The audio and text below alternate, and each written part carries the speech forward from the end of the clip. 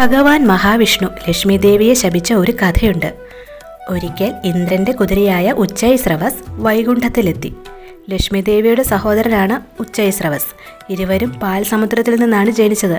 തൻ്റെ സഹോദരനായ ഉച്ചൈസ്രവസിനെ കണ്ടപ്പോൾ തന്നെ ലക്ഷ്മി ദേവി വളരെ ആവേശഭരിതയായി. ഈ സന്തോഷത്തിൽ ഭഗവാൻ പറഞ്ഞതൊന്നും ദേവി കേട്ടില്ല. ദേഷ്യം വന്ന വിഷ്ണു ഭഗവാൻ ലക്ഷ്മി ദേവിയെ ഒരു പെൺകുതിരയായി ജനിക്കട്ടെ എന്ന് ശപിച്ചു. മഹാവിഷ്ണുവിൻ്റെ ശാപം ഏറ്റുവാങ്ങിയ ലക്ഷ്മി ദേവി യമുനയ്ക്കും തംസാ നദിക്കും സമീപമുള്ള വനത്തിൽ താമസിക്കാൻ തുടങ്ങി.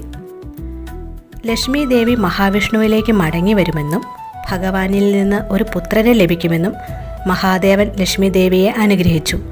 ലക്ഷ്മിയെ ശാപത്തിൽ നിന്ന് മോചിപ്പിക്കാനായി ശിവൻ തൻ്റെ ദൂതനെ വിഷ്ണുവിൻ്റെ അടുത്തേക്കും അയച്ചു.